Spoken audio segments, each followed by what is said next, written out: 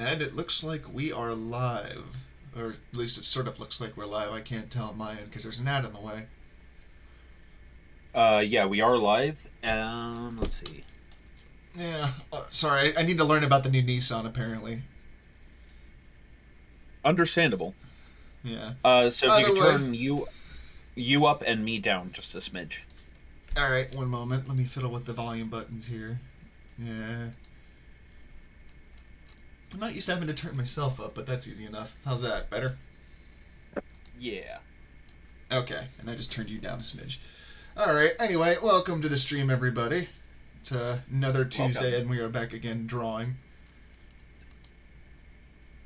Oh, hello, Hey, Alien. Oh, wow, you're first one here. Oh, look at that. Hey, congratulations, man. It's the oldest man of the Ox. Yeah, I wonder who'd win in an old man fight, him or Whacker. Actually, they'd probably just, like, have a drinking contest, I don't know. Or they dislocate their hips. Well, you know, those hips don't lie. Yes. Do you think hips have rings like tree rings, or is it just like just me I talking believe you out my actually ass? can tell age from someone's bones, but I don't know what the methodology is. Something tells me it's not going to be like counting the rings on a tree. But what do I know? I'm not a doctor. Yes. So Anyway, what on have to you run today? Well, I figured that I didn't have anything in particular planned, but I did have a sort of a fun little just sci-fi doodle idea, kind of dipping back into my own setting and things. So I might just go with that today, just at least to start, see where it goes from there, because I think it'd be fun. Kind of doing a bit of the life on the frontier sort of dealio. Because the frontier is like essentially like the lawless part of my setting. Leon says, I'm just sitting here in nothing but a robe and flip-flops, day drinking, and being a total disappointment to my mother. Hell yeah, brother. Drink to that. Oh, I guess I shouldn't say hell before a minute or two. That's not one of the big ones. Ah, good. I was gonna say, if people are offended by that these days, I got nothing for you. Mm-hmm. Just the HE double hockey sticks. Indeed. Yeah. Hey, Ed Goss. Hello. Welcome to streaming. I'm gonna be doing some sci-fi drawing today. I'm trying to do like me up on a rock pose, but it's kind of. I think I'm making a foot in a weird spot. You know what? Maybe I just need to draw the rock. Yeah. I'm not gonna lie. When I said draw the rock, I almost drew Dwayne the Rock Johnson's head. We've got to get off this rock. Yeah. Okay. Yes, we are drawing some stuff for his set. Yes, my sci-fi setting, which I don't really have a name for, unfortunately, because it turns out names are hard. At least not at the moment. I've got some ideas, but yeah, it is what it is. I guess I could just mostly just kind of call it the Commonwealth, because that's essentially what the space air, like the sector of space, is called, or sphere, whatever you want to call it. Yes. Yeah. Actually, this piece is kind of inspired, and also a little bit of the setting is kind of inspired. Have you ever heard of the movie Prospect by chance? I don't believe I have, no. So Prospect is a sci-fi movie. I forget how many years ago it came out. Actually, it's Pedro Pascal in it. As sort of a antagonist sort of character, but it's essentially like all about gold rushing on this essentially death world out in space. And it's just like a really interesting little fun story. It actually started as a short story movie, and then they eventually made a full-length movie. But yeah, it's got a lot of fun little world-building tidbits to it, and just all sorts of just fun little details. Highly recommend checking that out if you want a good sci-fi movie. Yes. Pedro Pascal is in everything, and I think he's a good actor, but I think he's a little overexposed right now. I mean, you say that, but then you have Nick Cage, who's also a good actor and is in quite a lot of movies. And also, I just realized it's funny that the two of them are in a movie together, as Nick Cage as himself. But I digress. Now, I would say probably the most overexposed actor right now, or maybe he's the most over-Disneyed actor, is Jack Black, just because, like, guy takes on so many roles. And again, not a bad actor per se, but, like, he's taking on a lot of roles that aren't good for him. Yeah, I don't think the Minecraft movie's going to go well. I'm just going to say it. Oh, yeah. Yeah, no, I don't think any of us are holding high hopes on that one. I mean, neither was the Borderlands movie, which, ugh. That's kind of what I mean. It's like, okay, half the actors in this are really good. Why are you in this? Your career deserves better than this. Yeah, I was very surprised to see Jamie Lee Curtis in that movie, because it's just like, why are you guys in this? Yeah. We had so many big-name actors, but it was just such a dumpster fire of a movie. Yep. Oh, by the way, you're allowed to cuss now. Oh, fuck yeah. Let's see. I am in the process of putting an intro together. Well, getting people to help me put an intro together. So yes, we'll get there by at our one good point. friend Maestro, and yes, by probably you. Probably me. I'm still trying to think about what I want to do visually with it. I know Diggs offered to help me put something together, so I'll have to talk to him about it. But something fun. Yeah. I certainly have plenty of fodder. Yeah. Currently, my big creative project is I'm working on a musical, which is harder than you would think. I could imagine it gets pretty difficult because, granted, I'll fully admit I'm not really into musicals myself, but I would imagine there's a lot of choreography and just because you're not just singing, you're also acting and dancing at the same time. So, well, there's that, and then there's the songs have to contribute to the story. Like, they have to... Yeah, that's true. Push the story along in the same way effective scenes do. And actually, surprisingly enough, musicals and action movies are not that different in that you are using those elements to drive the story. Yeah, that makes sense.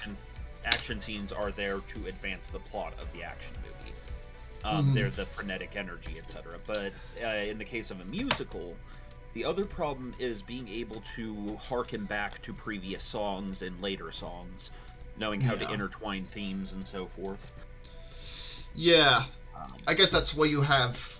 I mean, it's not just a musical thing, but I've seen in plenty of other media, you essentially have, recurrence of a theme, which, makes sense. I mean... I listen to the Halo soundtrack for one on a regular basis, and that very much repeats this. I mean, if you know the Halo soundtrack, you probably know what I'm talking about. I know exactly what you're talking. And that's actually pretty standard in game soundtracks. Yeah. Which is and I'm not saying that as like a critique or anything. It's just like that makes sense. Yeah, no, that's exactly what it's for. It's like in Final Fantasy VII Rebirth. Right, Final Fantasy. Well, of course. Not my forte, I'll just say that. Not your forte, but, so, spoilers for anyone who hasn't played it. I know it's a 30-plus-year-old game, but it actually is a game that means a lot to me, so I try not to give people spoilers without warning. Sorry, I was just like, spoilers, there's another one after it. It's not the final one. yeah, well, there's that, too. But there is a character in 7 that dies. It's a big cultural phenomena, because... a lot of nerds, that was like their first video game crush. Then she got crushed all right. Yeah, well, no, she got stabbed. But I know. that character's name is Aerith, or Eris, depending on certain schools of thought. But there is also her counter, the villain, Genova. And you have to fight Genova right as Aerith is killed. And it's playing this big, very sad rendition of her theme that's like super fucking orchestral, and it is intertwining with parts of Genova's theme. Oh, that's fun. That's a nice little detail. And so it's just like, because it's the moment where, it's basically the anime moment of our mourning this character is also tantamount to our, main character going into a violent frenzy to kill the one who killed her. Yeah. That makes sense. Yes. Haleon's talking about the Star Wars RPG getting edited. He has Oh boy. 12 to go. He's a 6-ish down, 12 to go, and it is getting dumber as he goes. Oh yes, I cannot wait for us to release that. For people that don't know, Halion and I are on a podcast together called The Ox Unplugged. If you're in the Ox, you might be familiar, you might not be. I digress. Definitely recommend checking it out. We get really stupid in it. But Halion a while ago decided to run us through a Star Wars tabletop game. Now, it's not the Fantasy Flight game, it was the older version. So, things probably are a bit different. But we basically played an eclectic bunch of weirdos who did various thievery crimes and jobs for underworld characters. And it gets real stupid at points. For context, I played a Mandalorian named Gary, or Gare is how I spelled it. He fought in trench warfare during the Clone Wars and was equipped with a shotgun and like 15 other fucking weapons. And he used all of those weapons with very much prejudice, due prejudice. Yep. And a fork, Halion says. Oh yes. Oh, well, I'm gonna save that little detail because that's just funny on its own. But he also did things like, drug a homeless man to see if the drugs worked. He set a hut on fire with a flamethrower. That one is delightful to me. Yeah. Oh yeah. He also pulled like thermal detonators at least 3 or 4 times on occasion because that was his go-to for dealing with annoying people. It was just like, I'm gonna pull this on them.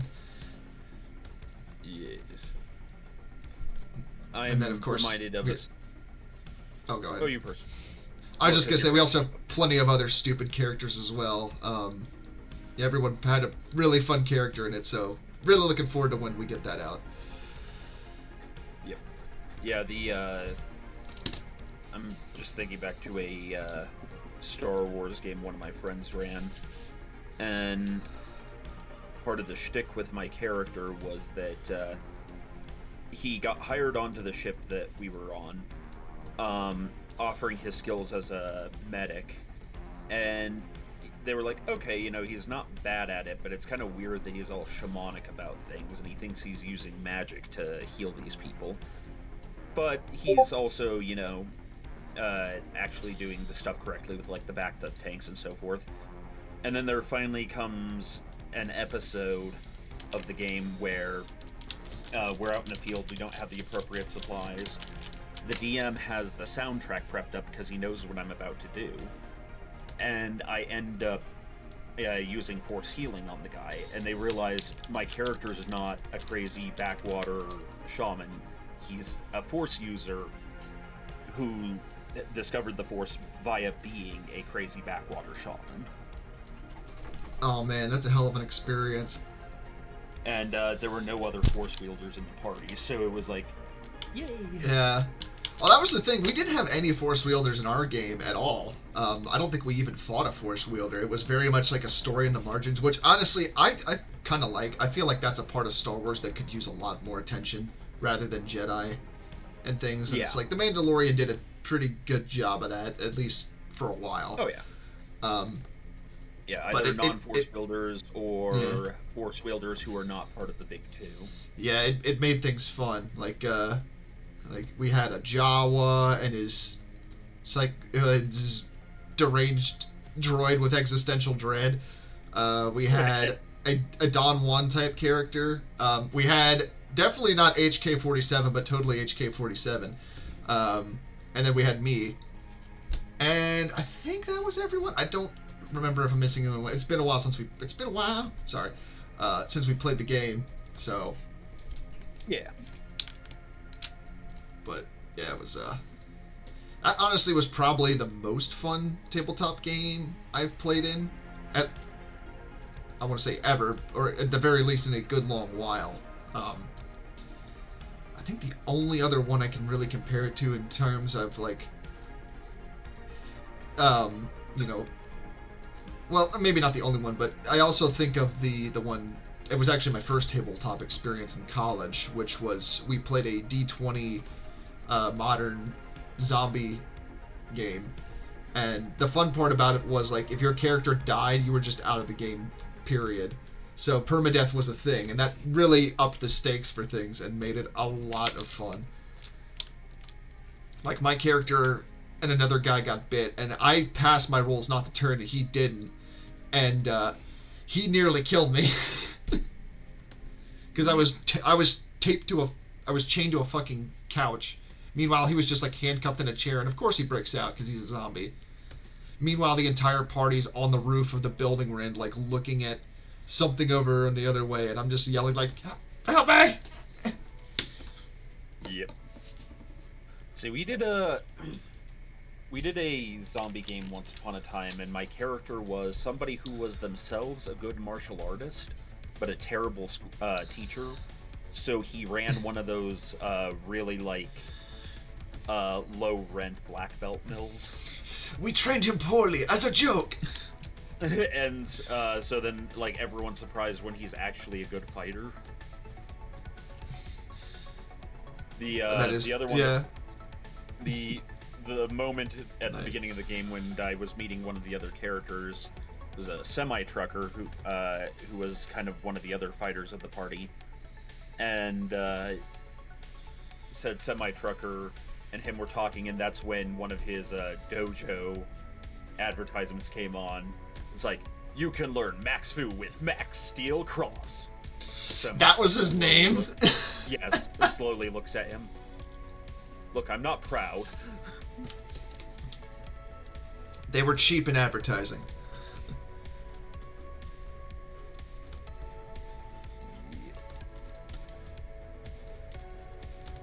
Yeah. Oh, our I guess it's not Traveler, but our Waypoint Station game that we did as well. That was another fun one. I basically played Monk in space, like the character from the show. Huh. Yeah. The first thing I did was tripped and spilled soup all over myself. Yeah. In Goat's Traveler game, I'm currently playing a pilot who needs to remember that he's a Navy guy, and he's not the big brave Marine of the party. Oh, he's like what's his name? His character from Galaxy Quest. Yeah, wait, which one? I forget the guy that I forget his name, but he's the guy that plays the security chief, essentially. Oh yeah, a little bit like that. Like he is actually a decently capable fighter in the sense of he can defend himself and he knows how to handle himself in a fight. He's not the Marine though. The Marine is able to, yeah, beat the ever-loving shit out of things and use weapons on like a super high-level thing. Oh, hey, Bionic. Hello, Bionic. Bionic. This is Bionic Neuropixie, not Bionic. Oh, we have two Bionics now. Yes. I have come for entertainment. My work computer hates me. It keeps trying things through a cap, and it's annoying. Every time I complain about it to a coworker, it fixes itself. It's happening oh my God. in multiple programs, so I'm here instead of pulling my hair out. Yeah, I would much rather be here than dealing with that, because I would probably go Office Space on that computer. Okay, so she's Bionic Babe's sister. Okay. Oh, well, hello there. Welcome to the drawing stream. Ladder Maker says, Confessions of a Ladder Maker says, the Bionicles. Oh, and man, know, I'm gonna have to remember that one. That's great. I know Bionic Mom watches us as well. Oh, does she? Nice. Yes. I think about how I want the $18 million family. I understand that reference. Also, hey, grown-ups. You know what? Oh, shit. It's too late to redo. Never mind. Just redraw the hood again. I'm like, see, my thought with this is like, you've seen the newer Doom movies, right? Yeah. You know, how they have, like, the Harkonnen troops they have, like, their uniforms, but they also have, like, the ones for, like, the deep desert. Yeah. That's kind of what I'm trying to go for here, but I'm also trying to do it in a way where I guess I do kind of need some sort of a poncho to go with this head wrap. I don't know. Halion, in reference to the Bionic, says, "This is getting out of hand. Now there's two of them." Technically, there's 3 of them. And House of Cars has 3 Bionics here. Actually, the last stream I was on was with Bionic, and it turns out I should not be trusted with a nail gun. You know, for me that was kind of obvious, but I know some people have to learn the hard way. Well, you know, it's Kletka, it happens. Kletka gets really fun, but my god, I'm the kind of person that in Fallout definitely walks on all the landmines, and that is not a healthy behavior for Kletka. Neither is rampant paranoia, which is hard to avoid in a game where doppelgangers can just show up and start attacking your crew. And this too is true. Yeah.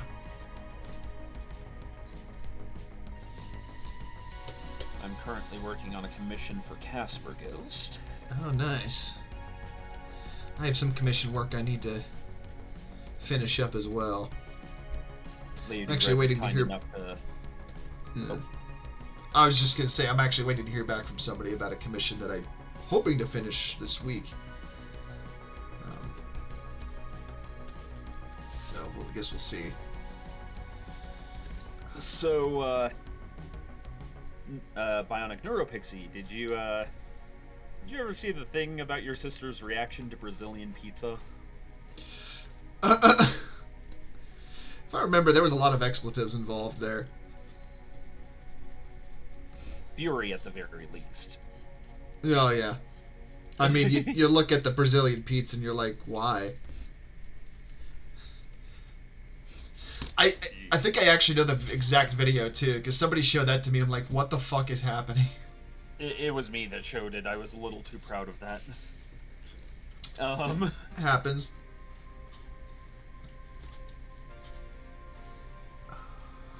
Yep. No, I walked in and she was playing a horror game and I'm like, Bionic, if you wanted to play a horror game, why didn't you just watch more of Goat's, Brazilian pizza videos? And she launches into the 15-minute rant. and then I'm hanging around the Legion and just notice Goat's in there and I'm like, Poppin', hey Goat, can you do me a favor? Yes. Could you ask Bionic in Twitch chat if she wanted a pizza? Okay. Does it? Wait a minute, did I just do something? Yes. Yeah. And she goes into the rant again. No, Goat was definitely in on it. It was just... Oh no, it's funny. I am now sending her a slow drip feed of Italian food memes. Never forget it. I will say that my wife did show me a Garfield shirt that I probably cannot wear in public.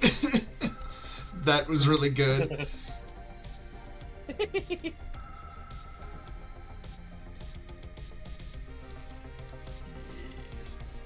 I also was reminded last night not to bring up salad fingers around my wife.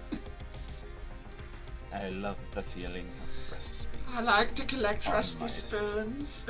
Upon my salad fingers. Oh, sorry, not salad fingers. Charlie the Unicorn. My mistake. Well, I mean, either and or all of the They're above. both pretty unhinged. Let's be honest. Yeah. Chances are, if you are in this community, you've seen those videos. And you might be entitled to medical compensation. Call this number. Yeah, we'll get the medical leeches out and compensate you with those.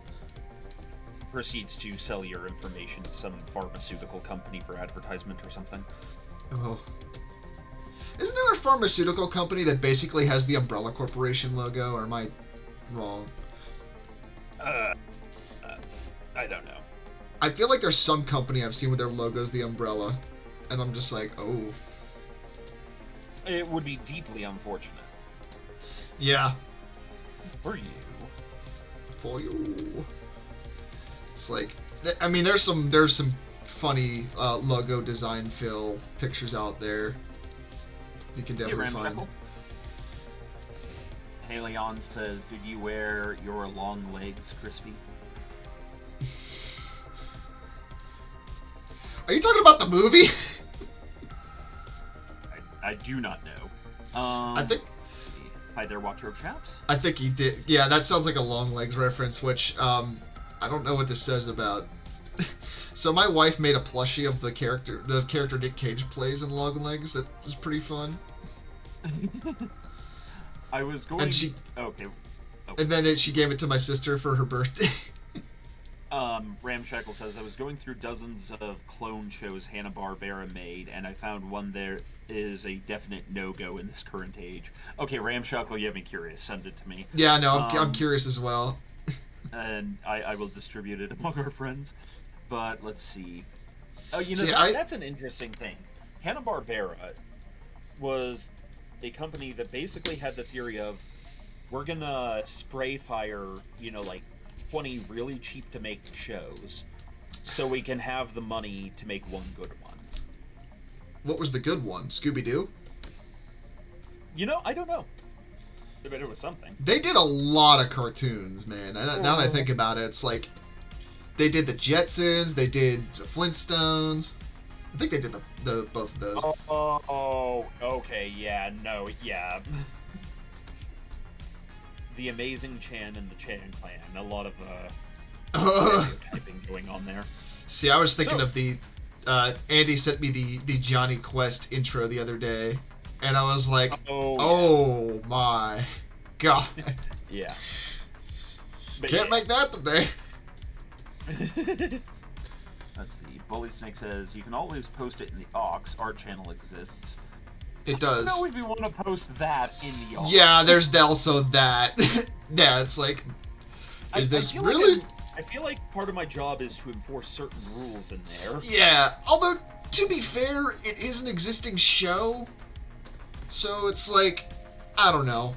It's hard to say in some situations like that, because it's like, obviously you can post something in poor taste, but, Yes. Well, yeah. It is Hanna-Barbera. I probably wouldn't post certain cartoons. Oh, no. Movies. Yeah. But moving right along. So I had a question, a subject I wanted to pick your brain on, Crispy. Oh, what is that? Well, the Mothman. Mothman. Now, there's an interesting subject that I can talk about. Then proceed. So the part for me that is interesting about well, actually, first off, let me say Mothman is my favorite cryptid. I think he's fun. Whether or not he's real doesn't matter. It's fun. Cryptids are fun.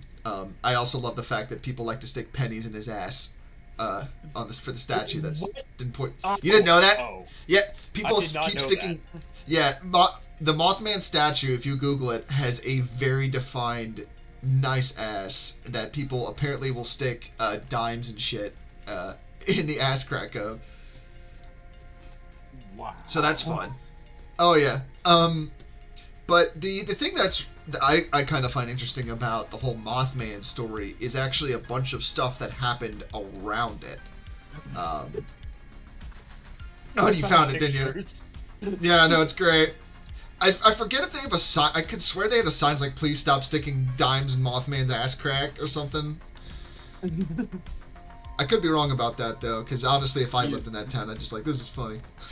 He is the commander of one of the cheek-clapping brigades. Oh, absolutely. He stormed Area 51. Wanted to clap them cheeks. But the thing about Mothman I find interesting is apparently there's this book out there, Casebook on the Men in Black. I think it's written by John Keel.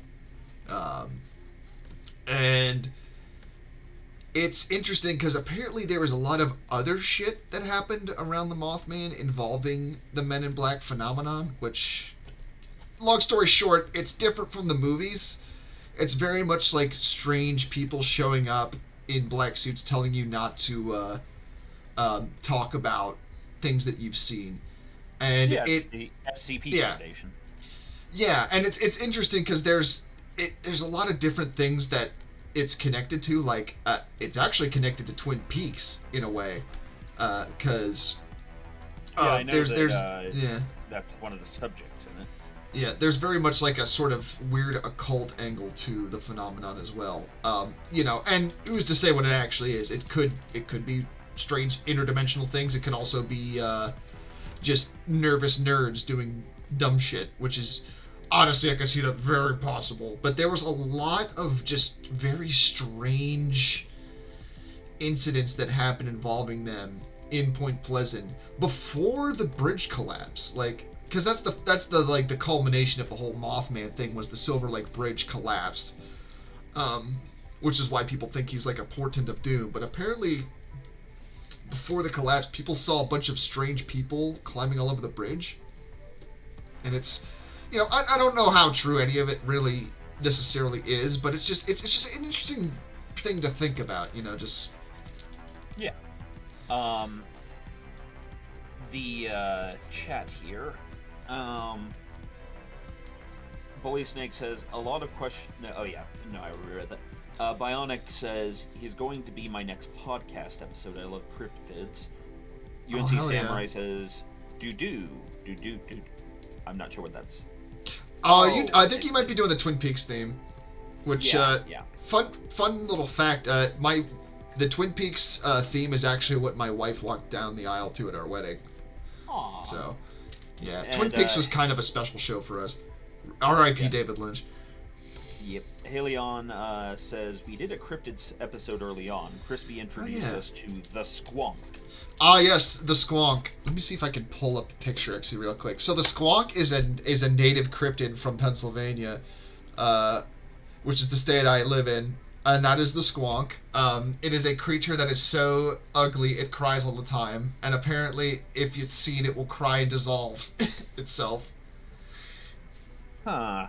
Yeah. I feel like you could have done a really funny supernatural episode with that. You'd think there would be one, wouldn't there? Yeah.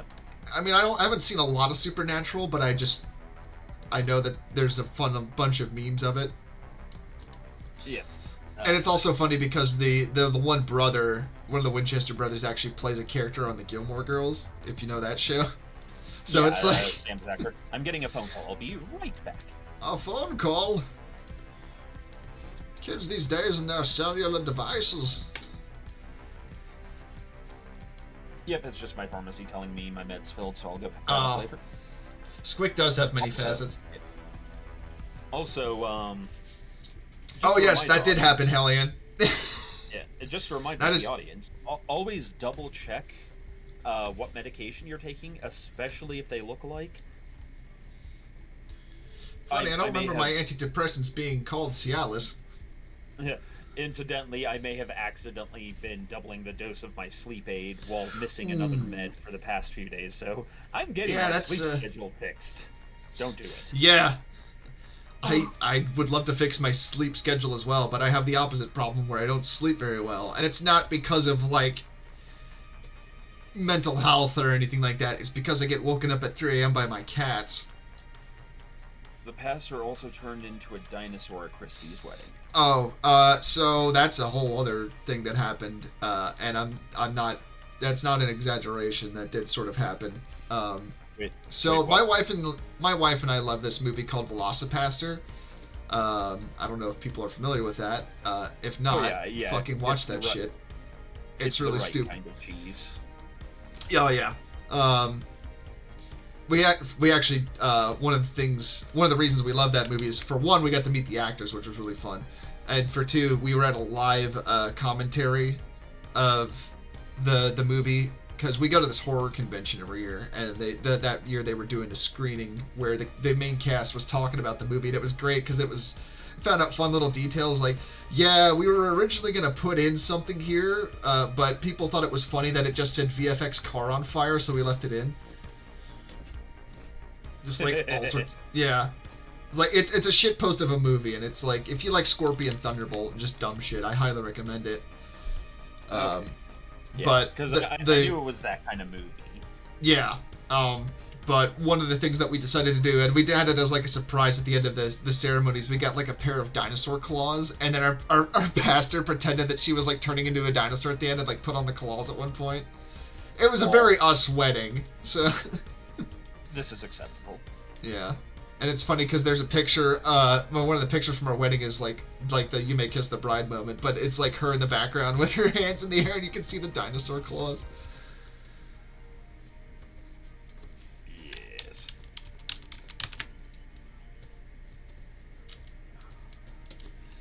I say what I'm about to say as a profound lover of trench knives as a concept, but the artwork I'm doing right now just takes the edginess of trench knives up to another level.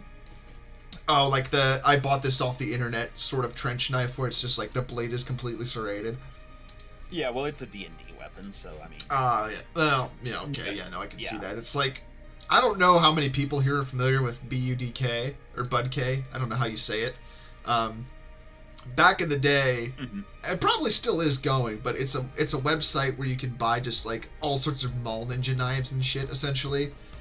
And I just remember some of the things in there. Like they had like the sword from the 300 movie as one of the things you could get, or just like that kind of stuff. Yeah, it's just like any meme worthy like knife you would see at a store in the mall. It was essentially on that website.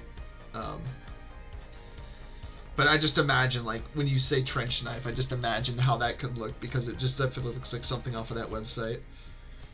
Well, like a proper trench knife it's a knife, but also brass knuckles. Yeah, which usually the knife is just kind of like a straight spike half the time. Yeah, which, that's what they were for. They were French knives. They were both for digging and for self-defense, and a whole variety of things that you could do with trench. Melee combat in a trench does not sound like a fun time. I'm just gonna say. Oh yeah, no.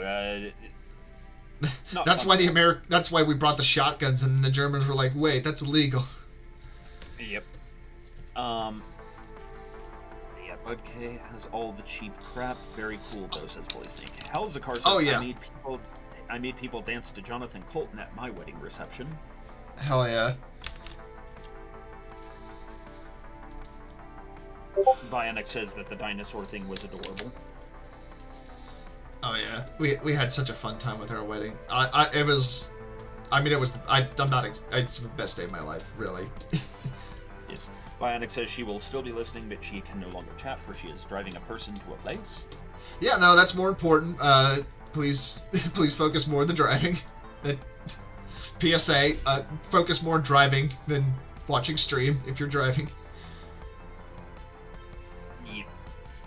UNC Samurai says he worked in a high school at a mall, and that Bud K was a step up from anything that the Mall Ninja store offered. You know, it kind of was, depending on what you got, because one of my friends did get a pretty good butterfly knife off of there. I got one as well, but it had the problem a lot of knives do, where they decided to use Allen screws instead of rivets. And if you have ever had just any knife with Allen screws, you know that it's going to eventually just fall apart. Yeah. Like, you're going to lose a screw or two. Yeah, not preferable. A quick question, or sorry, not question. So kind of moving back to the topic at hand, you were talking about the weird association of the Men in Black with the Right. Hey, Digiman. Hi, Digi. Yeah, it's a lot of just like interesting stuff to explain, but and I'm full disclosure, most of this I learned from a podcast, last podcast on the list specifically. I'm sure a lot of people might know that one because it's a pretty famous one, but they did like a 3-part series on the Men in Black, and it was just interesting because they went into like the more like alien version of it, and then there was like the more paranormal / occulty version of it, because like the paranormal angle is interesting because it involves like the Black Lodge and like Aleister Crowley and all that stuff, just a lot of just specific occult things. It's just interesting. Mr. Crowley. There's a White Sabbath song. No, that's fine. It's a mandate, and people call it Crowley, but no, it's Crowley. If it's good enough for Ozzy, it's good enough for you. Yep. But I think essentially what it boils down to is like the idea that the Men in Black are just like these beings from another realm, or another fun theory is that they're time police. Which I'm all for that. That sounds like a fucking awesome movie. Yes. But, you know, there's also the possibility it's just like government G-men showing up for stuff, or, you know, just nerds. I actually think one of the more interesting things I heard, going back to the Mothman part of this, was a possibility that the Mothman that people saw was actually a Special Forces paratrooper. It's something I heard on a different podcast, but it was, I forget if it was like a fan theory that was like put in or like a fan letter that was submitted or what, but like the possibility of it is just like it was like Special Forces troops doing paratrooper training or like Halo jump training, and just them coming down with their gear on, like night vision goggles and shit. People thought it was the Mothman, but you know, who knows? Mm-hmm. I could definitely see that as a possibility, you know. As fun as I think a lot of this stuff is, I feel like there's plenty of it that has a rational explanation. Mothman, it's just kind of like, I don't really know. Yeah. But, you know. I mean, I'm one of those people where 99% of the time I'll say it is probably an explanation like that. But I also literally believe in angels, demons, spirits, etc. Yeah. So, like, I also leave room for it to be possibly real. Which, you know... I just require some proof on something like that. Yeah, I know. I mean, I would say there's certain events that are definitely more credible than others when it comes to alien... I don't even want to say alien, because UFOs could be something else entirely. But just more like... You know what I mean? It's just like events like that. I mean... There's just all sorts of stuff with that. UNC Samurai says we have to tell him if we're time cops. How does one tell if you're a time cop? That's what I want to know. Yeah. Let's see. Well, they come from the age where the whole skibbity riz thing is part of common language. Oh God. Let's see. I have a question, UNC, about what you just said. The swords we had were garbage. We're back to the Mall Ninja stuff. And couldn't cut through more than one Jeff Gordon cardboard standee at a time. So here's where I need to ask, why Jeff Gordon? Did you just, like, have those for demonstration? I mean, it would have been a Legolas for me, because my sister had a Legolas cutout. Ramshackle is telling us that apparently the last season of Invincible is pretty good. Yeah, I've seen bits and pieces of it. It is pretty... it's a really good animated series. I just don't want to get Amazon Prime. Actually, my wife has it, so I should probably just use her account, but... Yeah, I mean, I use my dad's. Yeah, I'll say this much. It's like, goddamn, that show is bloody. Yes. Where were we? Oh yeah, the Men in Black and the possible UFO, blah blah blah. Yeah. I don't know. When it comes to UFOs, like, to quote Mulder, I want to believe. There's plenty of stories I've heard that are obviously just dumb shit, or just like people misidentifying things, you know.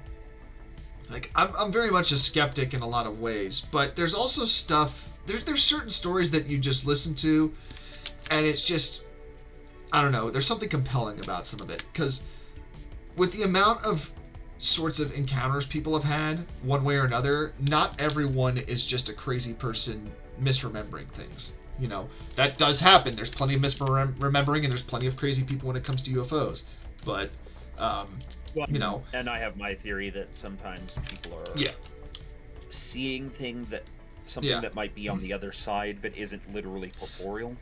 And that's something else as well that I've also heard theories of, is the possibility of, like, the thing that we're seeing may not be what's actually there, where it could be very possible with some sort of extra-dimensional being of one kind or another, or just possibly just a way of them to communicate with us. It's just interesting, you know. Like, I think a really good or a really interesting story that has some plausibility to it is the Hudson Valley Triangle. Unfortunately, that story also was very much muddled by one guy in particular who inserted his bullshit into the story. Was that the one where, like, the soldier started mouthing off about things? No, that was the Rendlesham incident. That's another really interesting one as well, because that guy obviously like threw a big turd in the punch bowl, but the people that actually did see something, like, it's very interesting because there's also like audio recordings of and you hear their reactions to it, and these guys are not just like grunts. A lot of these guys were senior airmen, and this was on a base in the UK that very possibly had nuclear weapons on it. So you're not just going to put random schmucks on that base. Yeah. But the certain, like, the commanding officers at these events, I very much want to give them the benefit of the doubt because they were career men and they very much cared about their jobs. They're not just going to make up shit like this. Same with the Navy pilots that have seen things that we've actually gotten sorts of visual recordings of, like the spheres and things, the Tic Tac. So, in answer to your question, Ramshackle, we just decided today was going to be kind of a chill stream, and that Crispy is drawing a soldier of some kind from his setting. Well, it's more like, I guess you could say, like a frontiersman. Okay, yeah. Yeah, no, this isn't so much a soldier. This is like imagine just like your character from Death Stranding just walking around and just exploring shit, I guess you could say. I mean, yeah, it's almost like a mountain man pioneer type, but on an exoplanet. So kinda stalker, he says. Yes. Kinda, yeah. That's not a bad way to look at it. You're going out into the wilderness, but you're also like packing because you don't know what the hell's out there. Yeah. A lot of this was inspired just by doodles of mine, but also the movie Prospect. I mentioned it kind of at the earlier part of stream, but that's a movie I highly recommend people watch if you like sci-fi and you want a really fun story. I think it's on Amazon. Pedro Pascal's in it, and it's the short version of it is this girl and her dad go to this planet prospecting for this rare item that is going to make them a lot of money. And as you can imagine, with the gold rush, shit gets real bad real fast. But yeah, it's a great sci-fi movie, and there's not a lot of fun details in it too that you don't necessarily like. It has a lot of like showing and not telling. Like they show the girl's notebook and they show like the writing on things, and you can see it's very much like a future sort of written language. It's not English. It's not any other language. It's something new. And there's like they have like happy pills essentially they take in space for things which may be very well a legal thing. I would imagine it is, considering that you just see it as much. But I don't know. There's just a lot of fun details. I just recommend people check it out if they want to see a really good sci-fi movie. Yeah. Sensible. Like good proper sci-fi. My favorite one of my favorite things about that is the girl in the movie has essentially like a coil gun, and it's basically built like a musket to the point where you actually had to crank the battery to charge it so you could fire it, which I thought was really fun. Really nice detail. So sorry, you were gonna say something. Yeah. Well, I was just thinking. I've been watching an anime called Terrified Teacher at a School for Ghouls, which is a very Englishized version of the name. It's more appropriately yokai or like fae, spirit, ghost, demon kind of thing from Japanese myth. You sure this isn't that other anime that we watched called Ghost Story? Yeah, no, we're not discussing ghost stories on stream. Some interesting subtitles. There's a part where the teachers are meeting with yokai, as they call it, from other countries, and the representatives from America show up, and it's the Frankenstein monster, a werewolf, and the Mothman. And so that's why I was thinking about this. That's great. I was wondering why we brought up Mothman. Not that I don't mind talking about Mothman, but... Well, yeah, but also, Whackers being old somewhere else today, so I felt like we might as well talk about cryptids. Also, I'm very surprised that they said American cryptids and they didn't have Bigfoot in there.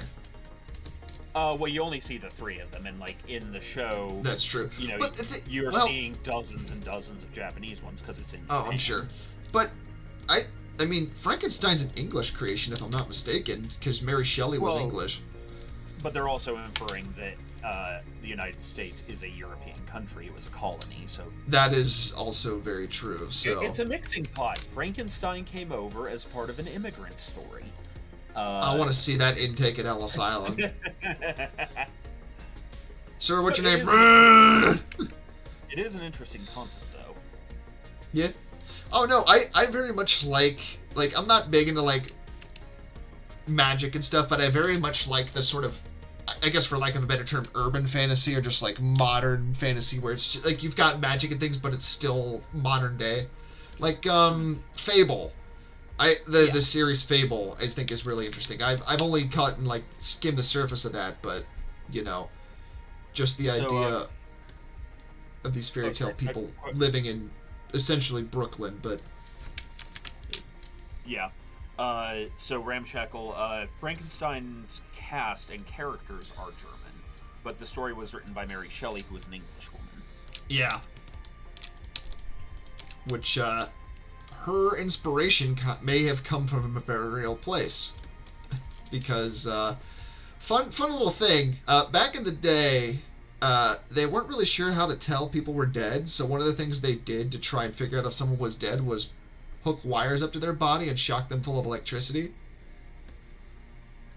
Well, if they weren't dead before. Yeah. Oh, no, that's not even the worst one. I think the worst one that I heard of to test the method of if someone was dead was called the heart flag, where you basically stabbed a flag into someone's heart to see if it moved. As you can imagine, there were some problems with the design. Namely that you kill the person if they're not dead already. Yeah, that's kind of a problem, boss. Yeah, but, you know, they wanted to check that, because being buried alive was very much a real fear back in the day. Like, the term Saved by the Bell, it comes from a mechanism they would hook up to... Yeah, because back in the day, they couldn't really tell people were dead very well, you know, until we invented the stethoscope. But... That was one of the things they did, was they hooked up a bell mechanism to a coffin, so if the person was buried alive, they could ideally ring the bell to get someone to come dig them up. Yeah. Which so, Oh, go ahead. Oh, you first. I was just gonna say, I'm just really curious to see, like, how warranted that fear of being buried alive was back in the day, but... Yeah. Ramshackle says, back to the yokai thing. What if Filipino cryptids went to that school? That'd be a very different show. I'm not familiar with Filipino cryptids myself. I'm sure they get wild. Yeah, they get interesting. Yeah. Is that one Brazilian one where it's like, essentially like mermaids will like come up on land and this like they wear hats to cover their blowhole? Like, that's pretty wild. So these almost look less like cryptids in the strict sense of like what we think of when we say cryptids, and these are more like straight up fae things. Ah. But I mean, that's still a kind of cryptid. It's just when we say cryptid, we have a certain thing in mind. A very violent one, says Ramshackle. Yeah, makes sense. Most supernatural creatures are very much violent. I think often because they're like cautionary tales, but you know. Yeah. So, Digiman recommends J.K. Hamilton's Fae series about cryptids moving to the U.S. during the Thomas Jefferson era. Oh, interesting. But yeah, no, what's interesting about Terrified Teacher is that because the whole premise is a mortal gets hired at a school for yokai. And what's interesting about it is it actually teaches you a lot about like the different yokai in Japanese mythology. But it's also just straight up a very goofy comedy show.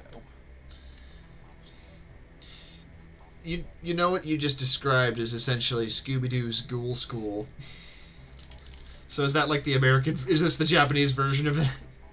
It might be. I've never seen Scooby-Doo's School. I didn't even know it was a thing. Oh yeah, Shaggy becomes a teacher at a school of ghoul girls. essentially. You know, in a way, I wouldn't be surprised if that was an inspiration, because the main character is a complete coward. Now I'm actually genuinely curious, especially considering I don't know if you remembered the Scooby-Doo movies that kind of came out in the early 2000s that had a really different style to them, but those were done by like a Japanese company. Yeah, like Zombie Island and... Yeah, those. So maybe there is some inspiration there. I mean, who knows? Yeah. Man, who's gonna do the voice of Scooby-Doo when Frank Welker passes? That's gonna be a hell of a thing. I mean, hell, if we're lucky, it's Andy. That would be amazing. I would love to see Andy do, like... honestly, I'd want to see Andy do a lot of cartoon roles. Yeah. And there's a reason that as I work on this musical rock opera / audio drama thing, that several of you are already cast in my head, just because I'm like, okay, I know this person can consistently do these voices. Oh boy. Or, like, this person has, a certain degree of acting or personality chops or can sing or whatever. I'll be in my trailer. Basically. Well,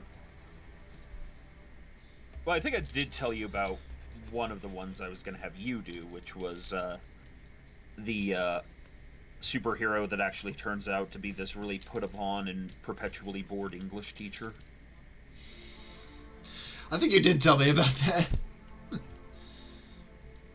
Which is funny because I came up with the Crowbar, which is basically a superhero that is actually a cat burglar who just happens to fumble Mr. Magoo his way through fighting crime when he's actually trying to rob places. Yeah. 'Tis an excellent plan. Babe, we're in Minecraft. What if the crowbars got hardened too? Oh god.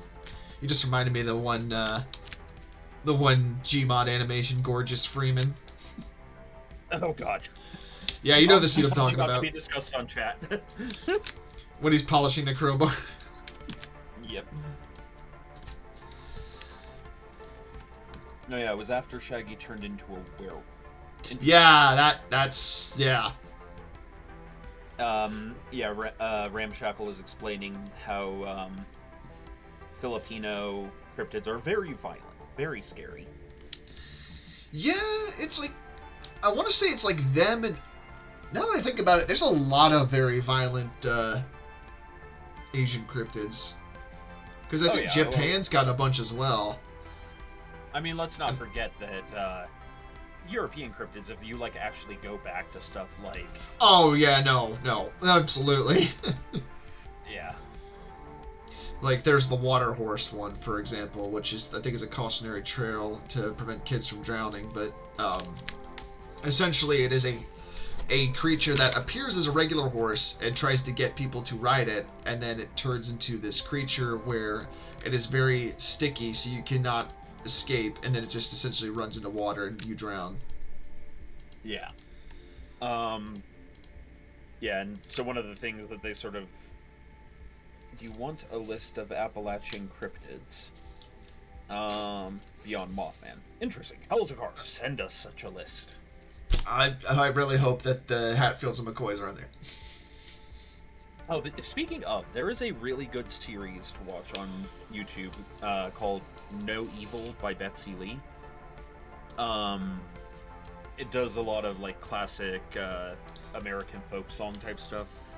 The main characters are living among natives and colonists and so forth, very early America, and they're the various animal spirits. Interesting. Kind of reminds me of the audio podcast drama Old Gods of Appalachia, which is, I think it's pretty good. Maybe worth checking out if you like some horror podcast stuff. Mm-hmm. Yeah, the main characters in it, there's one that's pretty much you, Crispy, and that's Coyote. Of course his name is Coyote. Well, if you know Coyote from Native American myth, or specifically, I think it's like American Southwestern myth, he's a very mischievous fellow. Doesn't sound like me. Right, on Kalzakar's behalf, I must correct you that it's not Appalachian, it's Appalachian. Appalachia. Now, I say Appalachian whenever I want to cause pain in Halzakar and Parallax, but I will be fair, it is actually Appalachia. I don't know, I'm a carpetbagger from the north, I guess. Carpetbaggers. I was yeah, reminded that those were a thing because my wife likes Gone with the Wind, and she rewatched that not too long ago. Look, I feel like Coyote would see that Loki was riding on a ship made out of human toenails and be like, you know what, you win, I'm done. You brought toenails into this, and I am leaving. I don't know. If I was a trickster god, I'd try to one-up Loki. Mm-hmm. It's like, Loki, you have toenails for a ship, huh? You let me subscribe you to this magazine called Foot Worshippers. Let's see. So Zakar says, Smoky Mountain game cooks, turkeys bred for pit fighting that broke loose and travel in savage packs.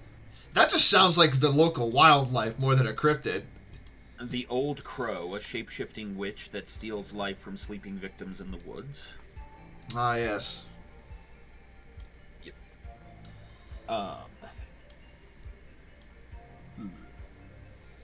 But yeah, in the school one that I was talking about with the yokai, it's interesting because it is got a lot of that same kind of flavor. It's like, yeah, every culture has its, what the fucks creatures. Which is fun. Yeah. I like the just weird, creepy cryptid stuff. Yeah. Also, I got your message. It is concerning. I'm scared. I will send it to you later. Oh, lucky me. Speaking of and Halzakar says the most nefarious, the snipe. Oh yes, the good old snipe. Back in Boy Scouts, we used to get the younger boys going on snipe hunts because you needed to do something to exhaust their energy while you were getting the camp set up. Yeah, no, that's fair. I kind of wish I could send my cats on a snipe hunt so they stop waking me up at 3 in the morning, but that's a Crispy problem. Going back to cryptid stuff, are you familiar with a little place called Skinwalker Ranch, Storm? I have heard the name thrown out. I think you used the name, but I probably am the one that told you. To say I am familiar would be a lie. It's an interesting story. It really depends on your capacity for belief, I want to say, because while there was an 8-year study into it, there's not really been any sort of, at least publicly released evidence, but that's kind of taking away from the story itself, because the story itself is very interesting. So Skinwalker Ranch actually isn't necessarily just a cryptid thing, because the Skinwalker is sort of a cryptid creature, I want to say. But it is this ranch in the Uinta Basin out in, I want to say Utah, or Nevada. I think it's Nevada. I forget. It's this farm, or this 400-acre area, essentially. It might be more than just a farm, but essentially a lot of very weird stuff has happened out there, which the story itself came from this family that lived on this farm in the 90s, and they saw a lot of, and it's not simply just like a cryptid thing. You mean they saw like UFOs, they saw different creatures, they saw portals to another dimension. So it's like, I don't know. Like I said, I'm not about to tell people what to believe. I'm sure there's plenty of people that probably laugh at the idea and want to call me a dumbass for even believing in this sort of stuff. But I think it's interesting because not only did these people believe it, and these people were not just random schmucks. They were like essentially Mormon cattle ranchers that moved out to this area for like solitude and peace. Then the father essentially he hates science fiction. Like he's quoted as saying that, but they saw something there enough where they submitted a story in the newspaper for help about it. This guy lost lots of livestock and also lost some of his dogs to whatever it was that was out there. Because cattle mutilations are like a whole thing when it comes to like the paranormal UFO type thing. But they put out for help, and they actually had one of the most intensive private paranormal investigations that's ever existed happen on that place. Mm-hmm. Which the investigators all said they saw stuff, but the problem with this phenomenon is that it's very skittish to being recorded. Which obviously people can just say, "Oh, that's very convenient, isn't it?" And unfortunately, I don't really have anything specific to say other than it really depends on, if you believe these people or not. But I would say, much like with certain paranormal events, UFO or otherwise, if enough people see it, not everyone is crazy or misidentifying it. Now, yeah, it could be that they don't understand what they're looking at, and that's completely fair. But if you don't understand what you're looking at, that's the very definition of the word cryptid. It's cryptic. Yeah, and honestly, I would not be surprised.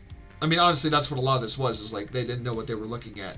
But this area had also had a lot of activity back in like the 60s and 70s, I want to say.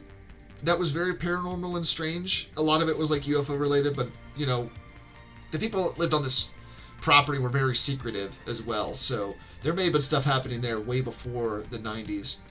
But it's just a very interesting story because it's a place where it's almost like reality is thin, I want to say. Kind of a slip in the firmament. Yeah. And, enough people saw something where I think it's something worth considering, There was actually a bit of government involvement in there as well because of the guy that financed the research, Bob Bigelow out of Las Vegas. Quick check on chat here. Yeah. Hey, Cookie Mama, you walked in on Crispy and I discussing cryptids, yes, as well as anime and stuff like that. And Ramshackle, I think he more means like rips in reality. Yeah. The arch portal from Star Trek is interesting. I love City on the Edge of Tomorrow. And Ed Goss saying, what I'm hearing is something is happening, supernatural or not, and an explanation is required. Yeah, pretty much, like yeah. There's something happening out there enough where, there's been credible research into it. I'm not saying it's aliens. I'm not saying whatever it is, because I honestly do not know. I do not know myself what the hell it can be, and I will never claim to say I know what it can be, because I actually... Unfortunately, that is the downside with a lot of this stuff, where there's very compelling evidence, but it gets drowned out by the bullshit of people wanting to insert themselves into a story. But it's something, Wait, sorry, one quick question. Digiman, what are you referring to with the DuckTales and the My Little Pony voice actresses? Because my brain is... Wait, what? In different ways. No, you said something earlier and the My Little Pony part got my attention. Of course it would. And so I'm just curious what he was talking about. Yeah. I mean, I know that the guy that voiced Q was also Discord in My Little Pony. Maybe that's what he's referring to. Yeah. I don't know. Well, it seems like he's referring to something else like that was mentioned earlier. Also, Ramshackle mentioned something called a Balul, which I guess is some kind of ancestor spirit in... whatchamacallit? Northern Luzon, which I guess is part of the Philippines. Interesting. Okay, well, I'll look more into that later. But yeah, no, continue. Sorry, just wanting to keep up with chat. Where was I? I was talking about Skinwalker Ranch. I mean, I don't know if we want to keep talking about it. No, I'm fine with that. I'm just trying to make sure I'm keeping up with chat. You mentioned a guy's name just a second ago. Oh yes, Bob Bigelow or Robert Bigelow. Yeah, that was the one. Yeah, he's a billionaire out of. He's like a. I think he's a billionaire, but he's a guy out of Las Vegas. Originally, he made his money with a budget in suites. I think he has a aerospace company, or he did. I don't know if he still does. He's been on Joe Rogan a few times. He's basically a very wealthy man that's fascinated in the paranormal. And honestly, I'm fine with if a wealthy person wants to use their shit for the paranormal. I'm much rather fine with that than other shit they could use it for. But I digress. And it's funny because one of the things about the Skinwalker Ranch story is that he wanted to involve all of the different UFO groups out there, and this is something that I absolutely am just like annoyed by. Is just they're all a bunch of turbo nerds who want the credit for themselves. So they were all infighting and could not get their shit together to work with him. So he pulled out of wanting to use them as part of his investigation. And then, of course, they decided to brand him with all sorts of conspiracy theorist bullshit. But yeah, it's a whole other conversation. But yeah, it's like I love this kind of stuff. I love the paranormal. I love like UFOs. I love aliens.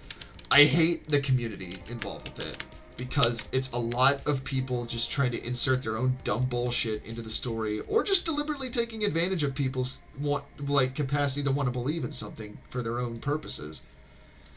You know? Okay, so that does clarify some Digi, but like what show? Like, because we mentioned a few shows earlier. Are we talking about No Evil? Or are we talking about the Scooby-Doo teaching at Ghoul School or whatever it was called? Yeah, what is he referring to? He mentioned that there was an episode in something where the voice actresses for Twilight and Fluttershy... Oh, okay, so he is talking about DuckTales, but they had those two voice actresses playing a pair of Kelpies. Oh. Well, I mean, the girl that plays Twilight, she's in a lot of stuff. Oh, they're both in a lot of stuff, but yeah, she's in a lot of stuff. She was a demon in Icewind Dale 1, which is like from the early Baldur's Gate times. Wow. Like Baldur's Gate 1 era gaming. It's also a really funny scene because if you have a paladin that has a reasonably good charisma, which they should, the dialogue options are hilarious because the paladin's just constantly ranting about like, I'm getting sick of you cryptic speaking little girls in these dungeons. Why are there always little girls in dungeons? Sounds like me if I was a paladin. And then at one point he's like, quit with the cryptic bullshit, you red-headed stepchild of Acheron. And then there's a moment where, like, when you're talking to a kid at one point, he's like, he says something about the gods, and then the paladin just cheekily says, my god could be a pure god. My dad could be your dad. Yep. Just so reminds Ed me Goss of... says, yeah. Oh, yeah, go ahead. Ed Goss says Bigelow was a name for a while in aerospace. Did the inflatable model on the ISS. I believe the company went bankrupt during COVID. Ah, that's a shame. Mm-hmm. Yeah, that's the same guy. Like, he's very much interested in the same stuff that I would be, and I'd probably do the same thing if I was a billionaire, at least to some extent. I'd probably want to also help people, but I digress. Yeah, such is the way of things. Yeah. But it's just interesting, you know? Yeah. No, I get it. I definitely am someone that subscribes to the idea that there's more to the world than we see ourselves. Yeah. Also, I think I might need to change the music. Nope, still going. Cool. And, of course, we need to represent Whacker's opinion here with, actually... Oh, God. Whacker's a good... No, I know. I know Whacker doesn't believe in any of this shit. And, you know, he's obviously not the only one, but... I mean, I'd rather enjoy this stuff than, you know, obsess over the horrible problems that we deal with in our modern age. Because it's more fun. And it just is very much an idea of looking at what could be versus just lamenting about all sorts of dumb shit. That most of it probably in the end doesn't really matter. So, much rather that be a wet blanket. Yeah. Besides, a lot of cool people that believe in this stuff have made music about it.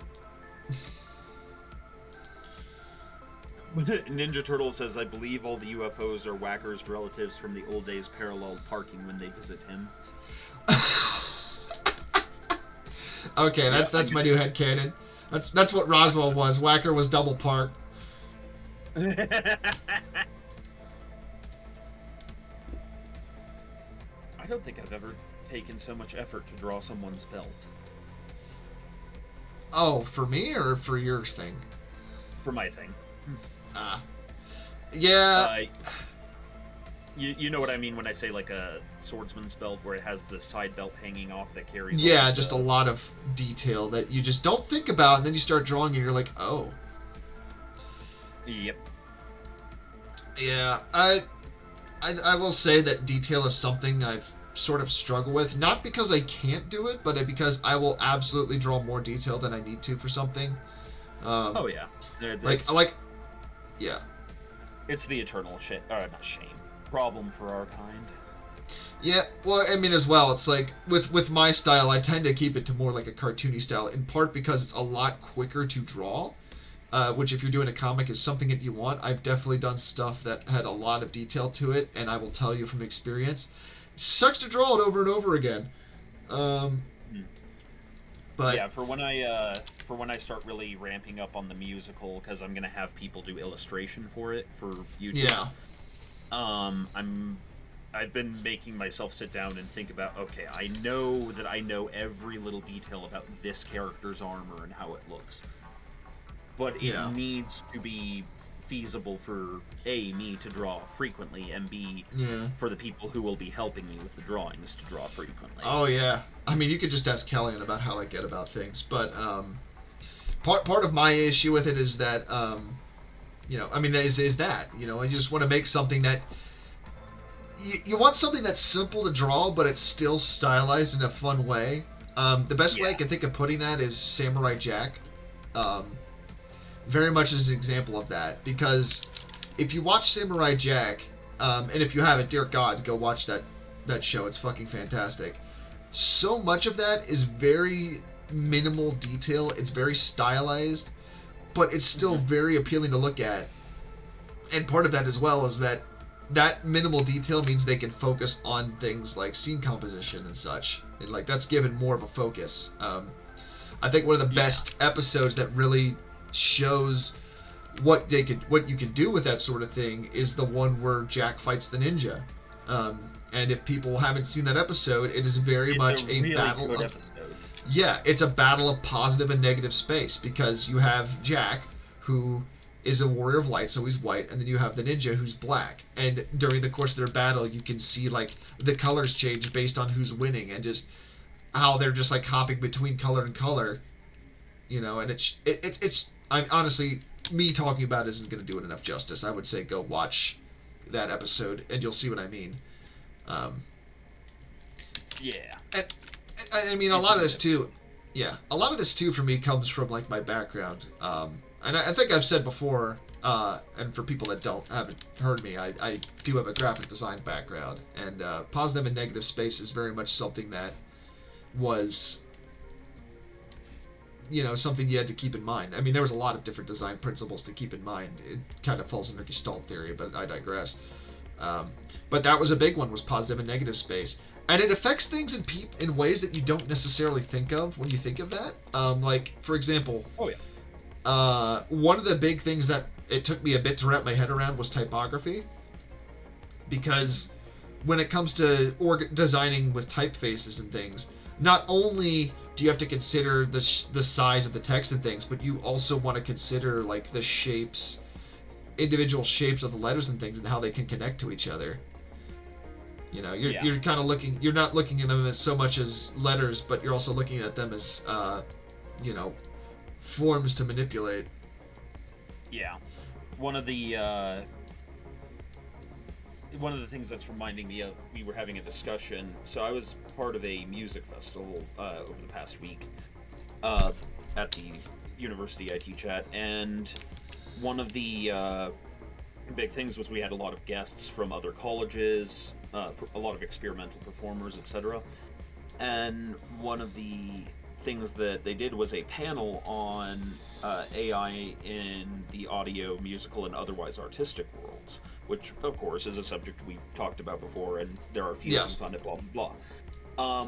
One of the things the guy talked about, though, and I had always had this ability. I didn't know what it was that was giving it away to me, but he finally explained it, and it's rather brilliant, and it has to do with what you're talking about.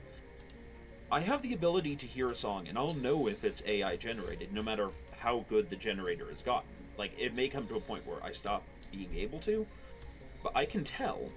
And do you know what causes people to tell? What would that be? There's no negative space in the music. That There's no points at that makes a lot of sense. There's no points at which the gaps between notes are sufficiently thick as to imply a human wrote this rather than a machine generated it. Yeah. Unless it specifically knows, like, big hit, stop, big hit. But then, of course, there's the other problem. This part I did know about, is humans don't write perfect music. Yeah. We don't write so precisely. Yeah.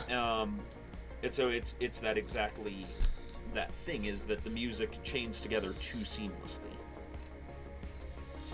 Yeah, I think that's a lot of it, not even just with musical content, but just AI content in general, is, it's funny, because this has actually given me more confidence in my own ability, to some degree, but, a lot of it very much is focused on making things perfect and,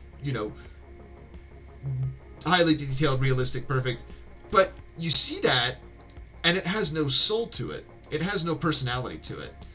And this actually kind of reminds me of something I learned in my art history class, where when it came to, like, the Greeks and Romans and maybe it was more so the Romans, but when it comes to, like, classical sculpture, there is a point in that sort of development of that art form where you see them really trying to nail down a realistic looking human. And eventually they do that. But the thing that happens, and it continued to happen, is that they go from the realism to the more stylized. Because they find the realism, more boring. It doesn't really have personality to it. You think about, like, I don't remember the specific piece, but there's a sculpture of, like, a Greek boy or something, and it's very realistic, but it's like, it's just like a regular person. And then you think of something like David, for example. Yeah. Like like that is a very, very stylized version of the human form. It's very detailed musculature, the proportions are different, but it looks really interesting. And I also think about that when it comes to, like, cartoons and things versus, like, realistic art, because you have Batman the Animated Series, which is a very cartoony style to it, but it's got so much personality to it because of everything else with it, and that's really what I see a lot. Yeah. Yeah. Sorry, No, go ahead. Go ahead. Go ahead. There's also a certain the word I tend to use, at least when I'm doing, like, world design for D&D and such, is there's a certain verisimilitude to it, which gives you the sense of, like, oh, this is consistently showing me a representation of how this world interprets something. Ergo, it kind of begins to feel more realistic than it actually is. Yeah.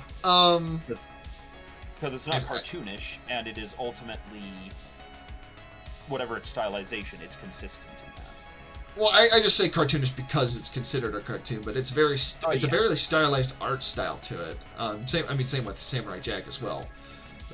No surprise, those two are, like, some of my influences, but you get what I mean. Like, it's something that resonates with people. Like, those proportions for those characters, they're very buff, like, built dudes, but they're also, it's very much the sort of classic sort of hero proportions when you look at it, and that really plays into the show itself. Same with, like, Samurai Jack. A lot of the characters are more based off of shapes than like the details of the human form. Yeah. And as well, you know, it's like the imperfections that probably play into some of that stuff, you know.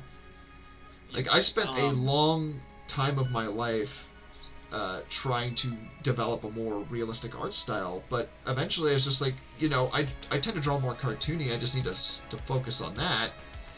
And I found that since I've done that, you know, I feel a lot more confident in what I do because I have a way of drawing things that is, you know, not to toot my own horn, somewhat unique.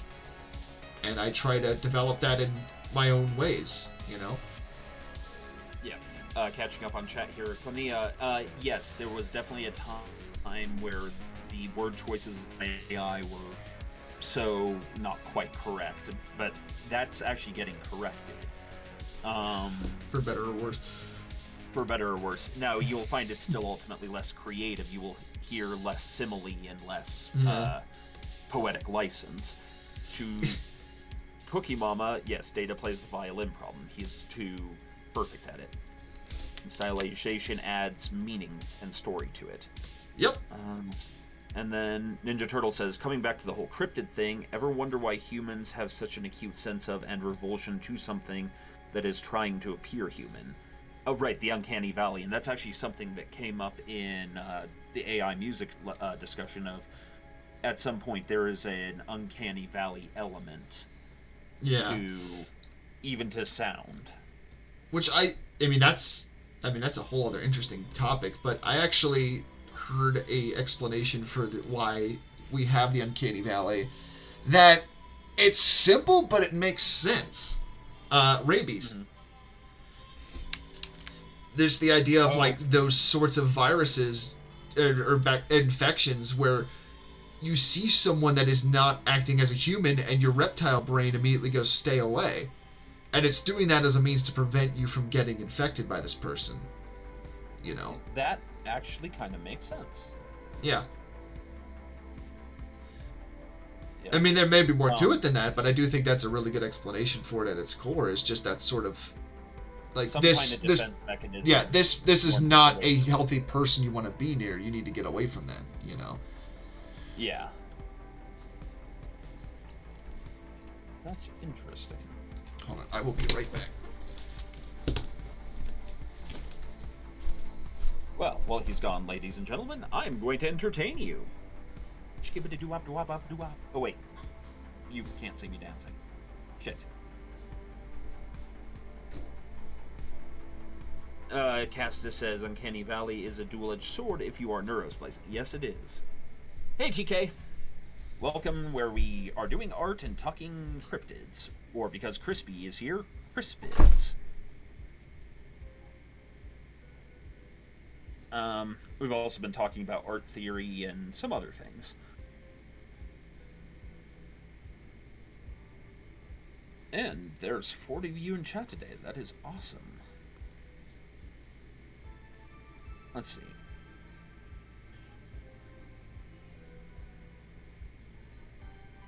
Cookie says it's very windy outside. Given where I know she lives, that's got to be unpleasant. Where I live, that just means trees are flying. Not flying. Oh, that'd be really unpleasant. Trees are just waving around.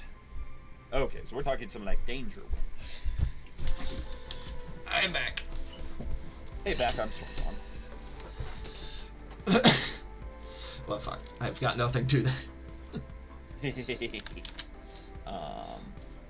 But yeah, so Castus says the Uncanny Valley is a dual-edged sword if you were neurospicy. Yeah. Pop in? Yeah, honestly, the neurospiciness is very true, because it's just like, I mean, being autistic, it's just like, sometimes my brain is like, no like person, avoid. Yeah. Cookie Mama is telling us about how, I'm apparently blowing everything in her state over, like the trash cans and such, because I am, of course, Stormsong. I am the Lord of the Winds. Well, you're not here right now because it's very nice out today. I also wonder if people have heard birds chirping in my window because I have my window open. I know that's come on stream before. Yeah, Coyote sort of points out what you said of the uncanny valley is the brain going into something is wrong and putting the body in a heightened sense state.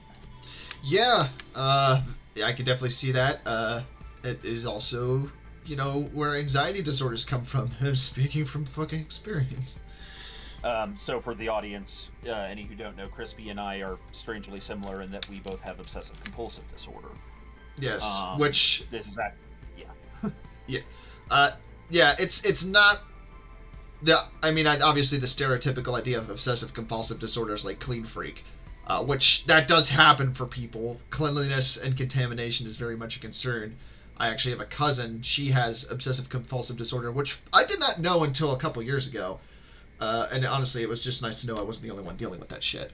But hers is very much... common. Yeah. Honestly, I'd believe that. But hers is very much focused more on the cleanliness thing. Mine is more... I guess like the best way I could describe it is worrying about the bigger picture. In terms of just like shit... Sorry. You finish your point, then I'll read this. Oh. Basically, it's just... Let's just say the past couple of years have made things very difficult at times. Anyway, yeah. You were saying? So Castus has requested that we remove the last 30 minutes of our Sunday stream from human history. For him, it's requiring boots to purge it from the mind. So, for those of you who weren't there... Oh, Andy God, this fucking shit. Yeah, Andy and Spara were showing me fucking Toonstruck. Which, had a lot of very famous voice actors. 1996, point-and-click adventure, and, very nostalgic. Christopher Lloyd is the main character. And Marty! It was, it's a very fun game. There's a little bit of that kind of, okay, cartoonists definitely wrote this, because there are definitely the jokes in there that are meant to run right over a kid's head. Yeah. And... I tell you what wasn't ready to run over a kid's head. Yeah. And so at some point, you walk into a barn, and I was expecting it to be a, oh, we're caught, please leave kind of joke. Andy had sort of warned me. I didn't realize that what we were getting into was a full-on, you walk into the barn, and the cow and the sheep are in full-on, bondage gear. Yeah. And it's not a... oh, haha, you caught us, please get the fuck out, this is private. No, it's a, we're going to see, the cow getting whipped, and... it's very much let the boy watch. And so, it was just oh my god, okay, and as soon as, we got what we needed, we got out of there. And... Thank God! So, a lot of our guys are saying, that, yeah, it was a very, sweet Christ, we've shown Persona and Catherine on stream before, so I don't think that's, a TOS problem, but sweet Christ. And it was from before ESRB, so kids played that game. Yeah, like Harvester. Oh, and it doesn't help that it was the voice actress for Marge Simpson is one of the two of them, and you can tell she's trying her hardest not to laugh as she's delivering this performance. I did not know that was Marge Simpson. That's funny. Yeah. So Rimward says, hey everyone, it has been a day from hell, so I'm here hanging out with you excellent lads and ladies, hopes of turning it around. Well, thank you for joining us. I will say that I too have not had I haven't had a terrible day, but it has been a great day. So I am here kind of unwinding, doing some fun drawing, bit of world building for my setting, and just having a good time. So I'm glad you could join us for that. Yes. I'm hoping to at least finish the line art before the end of stream, which looks like we're on track too, but... there was a moment involving, acid or something, I can't remember what, and then people what kind of acid? The don't stick your hand in it kind. Oh, well, you don't want to stick your hand in the other kind as well, but that's for different reasons. Yeah. And so Ninja Turtle, at some point piped into chat. We also got to watch Randolph P. Checker's Old Fashioned, Smooth Sippin', Apple-flavored engine degreaser. What? Have you not seen that stream? No, I have not. Andy just sent me the clip of you guys seeing the cow, and I was just like, what the fuck did you guys get up to? I'm like, and people give me shit for my stream sometimes. Yeah. To which, yeah. It's like, I don't think I've drawn Cow Gimp on stream yet. No, and we're not going to. Oh, why not, though? Because Whacker's not keen. Oh, you're right, you're right. God, what terrible friends we are. Oh, yeah, you know. It's the way of it. You give shit because you care. Ninja, can you actually send me the original scene or clip of text saying, or maybe it has to just be the stream, of text saying the whole Apple flavored engine degreaser thing? It was basically text dropping a whole bunch of like weird ass ads for things you would find on Van Zant. Yeah, I gotta hit that with tough actin' to actin'. Aw, yeah. God, I'm so glad that I know how to use Vector. It is a blessing. Otherwise, my line art would be so tedious.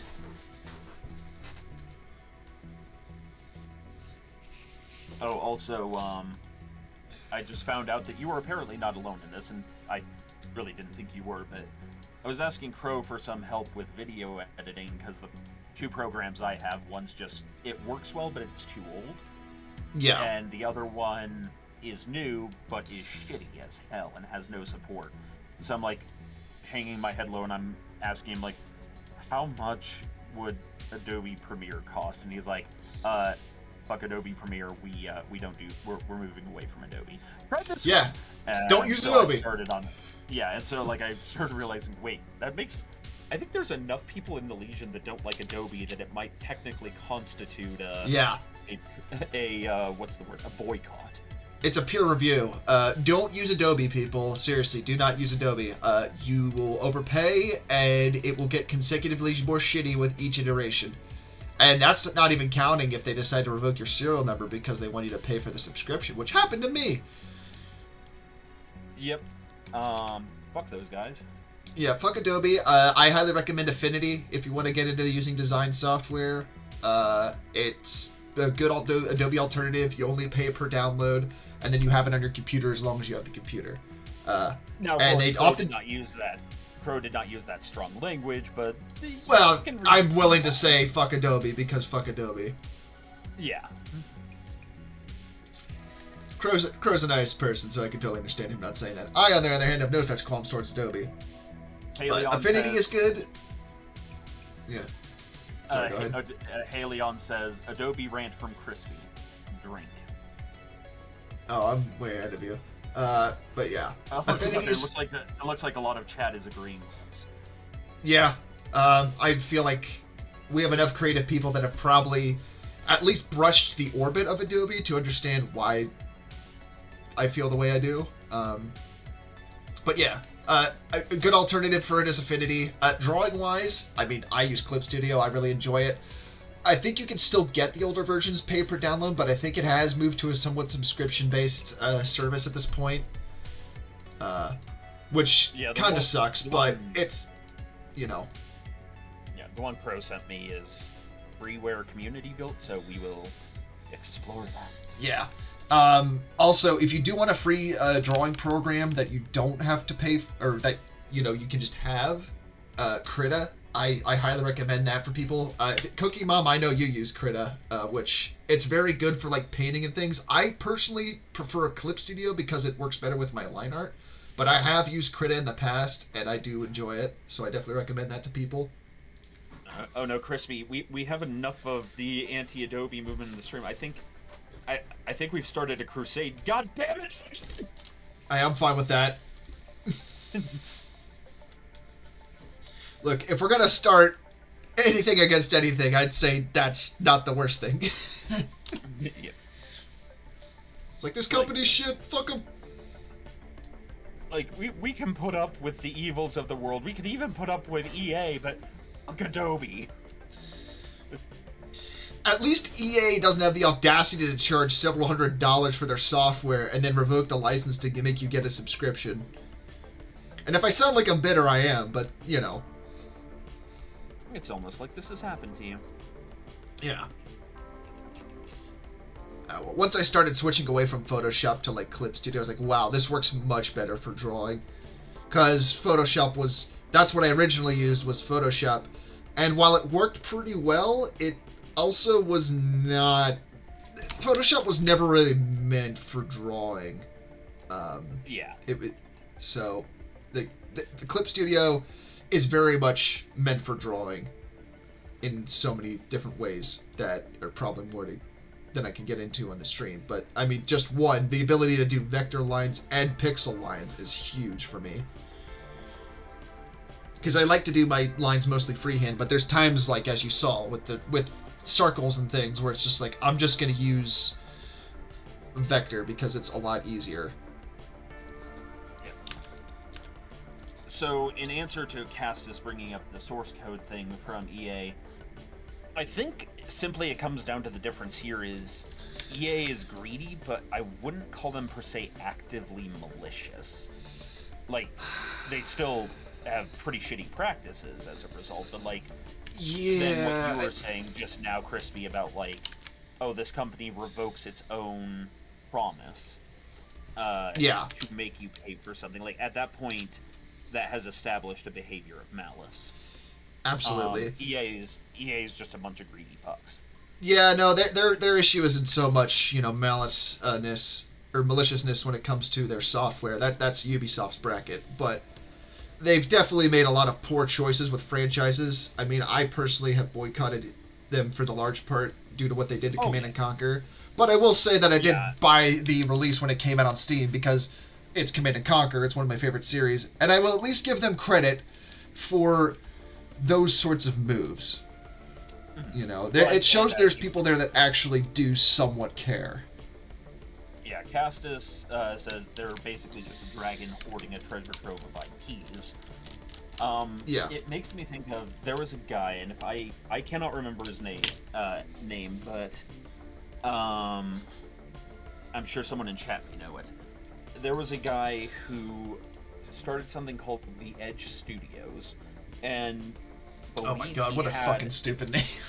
Well, and believe he had a trademark on the word Edge, including attempting to sue U2, because one of the U2 guitarists calls himself the Edge, which that's questionable, but like, you can't sue someone who had that name before you. So that's you just reminded me, we were talking shit on U2 last night, but I digress. Oh, that's completely fair. And there was a whole bunch of, other, like, frivolous lawsuits this guy would do. Many of them ended up getting thrown out, but he sued several companies for using Edge in the name of, like, a game or a movie, like The Edge of Tomorrow, Living on the Edge. Like, if the word appeared, he would try to sue you for it. And so this is one of those few moments where it's like, you're not really rooting for the other bad guy here. You're just deeply amused by what's about to happen. See, I just imagine it as that scene from the one Godzilla movie where it's like, let them fight. Yeah, well, and it's about to be a let them fight thing, but it's going to be a very one-sided fight, and you know it's coming, as this guy attempts to sue EA. And the absolute legal ass-pounding he is given by it. It's just like one of those, like, It's poetic justice. For this one moment in time, I will root for you, EA. You greedy bastard. Yeah. It's like, it's like people don't like the IRS without getting into the politics of it and things, but, it is the reason we were able to take down Al Capone, so. Yeah. So, anyways, this guy ended up basically actually getting some kind of ruling against him of, they call it dismissing a case with prejudice, where basically, if he pursues such litigations in the future, he will be actively found in contempt of court, both of the original case and of any courts he's trying to do it with. Oh, so that's beautiful. He's basically been told that he not only doesn't have the trademark or copyright, he can never legally acquire the trademark or copyright, and he has no say in it. He's been literally, like, banned from that part of the world. That's so wonderful. I love that so much. It's like, oh, you decided to be an idiot. Well, yeah, we have ways of dealing with you. Exactly. So It's like, yeah, that was just the funny little bit of history to watch there. yeah, more of the story, don't be an idiot. It's like, I'm gonna sue people for the use of the word edge, and it's just like, oh, are you? Also, I'm having a really hard time drawing a circle right now. Good lord. You aren't the only one. I would use It's the why circle that- tool, but unfortunately, it does not have the texture that my current brush does, so it would stand out. Mhm. Yes, that could be problematic. Yeah. Oh shit. I know what I gotta do here. Oh. I was really hoping I'd have time to color this, but it looks like we're getting towards the end of stream here. Yep. Oh well. Yeah, I try to follow that rule, Edgos, of I just don't pay for games new. I try to keep to things that are like, you know, $20, maybe $30. I will admit Yeah. though, I am the kind of slut where if it has the words Final Fantasy in front of it, I will buy it on release date. I'm just that kind of idiot. And I'll keep doing it. I've definitely got But- games like that. I'm very excited for when Tempest Rising comes out next month. I'm going to buy that game on release, or at least close to it. Yep.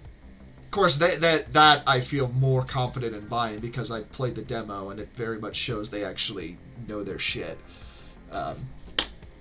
But I digress. I'm with you there where I don't really want to get new games when they come out because oftentimes it's a bait and switch and it turns out that the game that you thought was going to be good actually ends up being a dumpster fire. So I've been burned enough where I'm like, I don't want to just buy something if I don't know how it's going to be, you know? Yeah. Yeah, and that's one of the things with Final Fantasy games is like, by and large, my trust hasn't been betrayed by them. Not on like a Bethesda or EA level, but there were a few moments where I'm like, please do not go down the dark path, and they seem to be correcting their shit. Seem to be. Yeah. Yeah. It's. I mean, because yeah. Bethesda is just their path is full of bugs.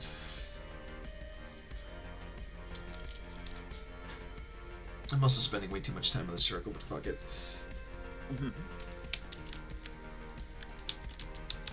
I'm now detailing the armor for this character, which is one of those cases where, much like you, that's one of those spots where I need to be more mindful of, like, stylized. It doesn't have to be perfect, because I will try to make it fucking perfect. Yeah, I definitely spent more time than I want to admit last weekend on that very subject with something I was drawing.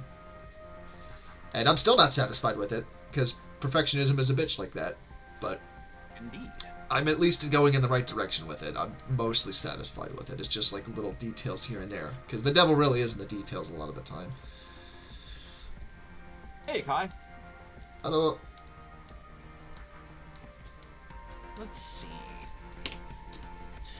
Yeah. We've been for those that have just arrived, we're on the last about 10 minutes of stream here, but we've been talking about cryptids, bad video game sales tactics, fuck Adobe, take a drink,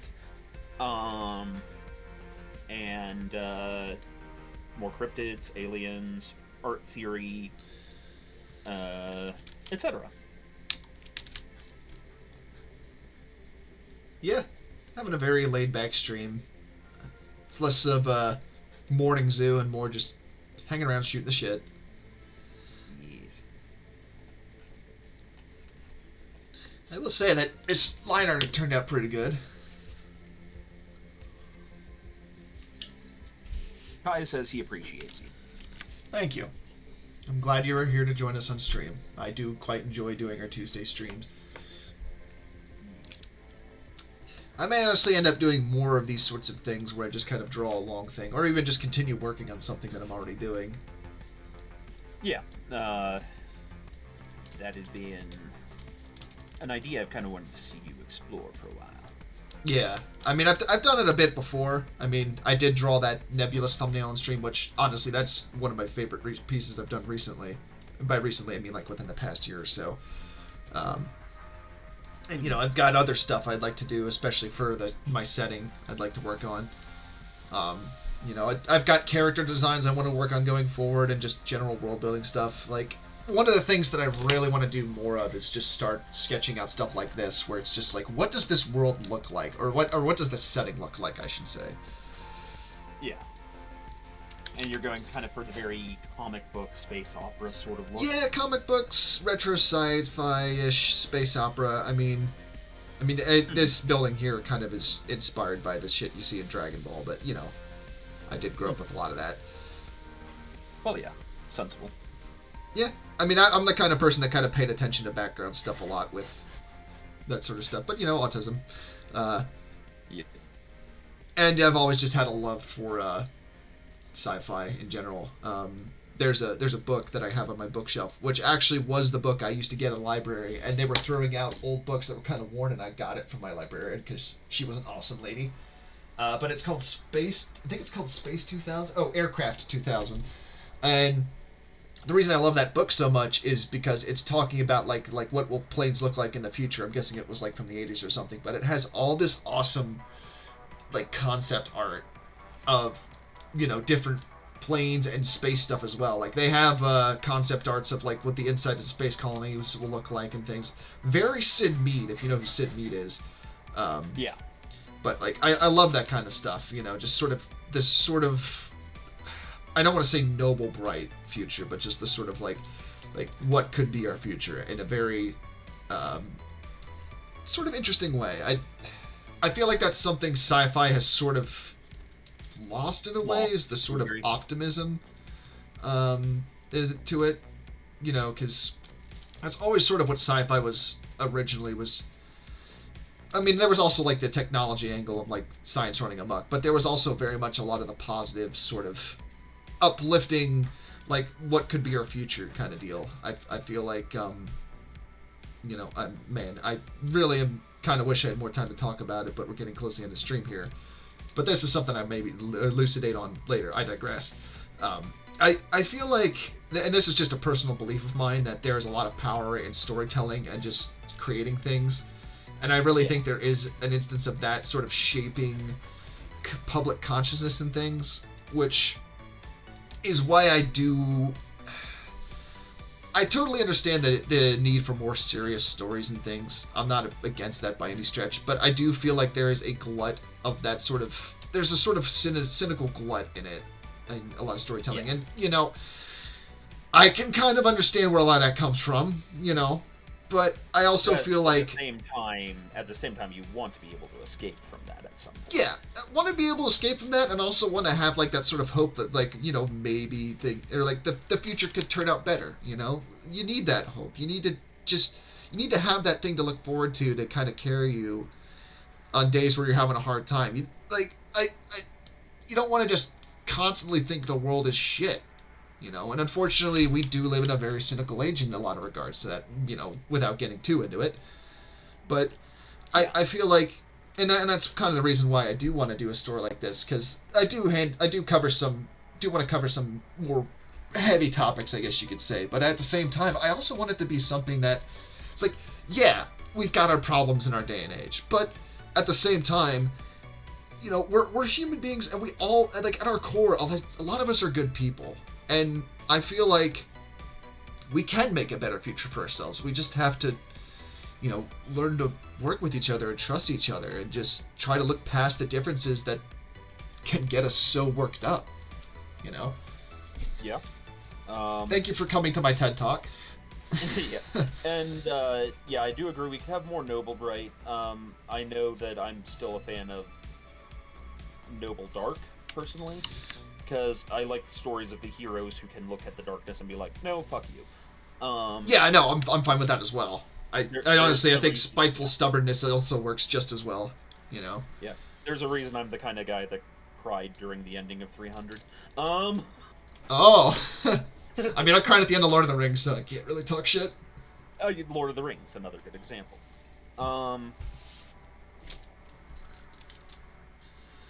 But yeah, it's like, I feel like and I feel like this has probably always been sort of a problem, but I feel like a lot of people view art and writing as somewhat disposable, if that makes sense. Well, they're treating it as content and not art. Yeah, and I mean that's not a new thing. I mean, think of all like the pop art, or not necessarily the pop art. I don't want to say pop art, but like all the old art for like Conan and things that was just beautiful art, but was sort of considered disposable in its time. It's like, oh, it's the comic book, just throw it in the trash. And you know, I've been to the museum for I can't remember his name off the top of my head. Frank Frazetta, that's it. I've been to the Frank Frazetta Museum and seen like all of his work and stuff, and I actually have a copy hanging up above my head here of one of his pieces, but it's beautiful work, and it's just a shame that it kind of went by the wayside like it did. And you know, we kind of deal with that shit nowadays with AI content and thing, which I mean, I kind of rant against it a lot. I'll fully admit that, but I do so for my own personal reasons of how I feel about it. And it's like, I want to see people make and create things. I want to see people take that sort of energy and put it into it. It doesn't have to be drawing. It could be music. It could be sculpting. It could be whatever. You know, whatever creative outlet you enjoy. But just more of that, please. More just putting our own selves into our work. Yeah. I'd love to see a lot more of that. And Kai brings up wonder. Like, the fact that wonder has been taken out of so many things. That is... Oh, man, that's such a good way to look at it. Oh, man, that could be something that we could talk about later on, but... I think we have a subject for our next stream.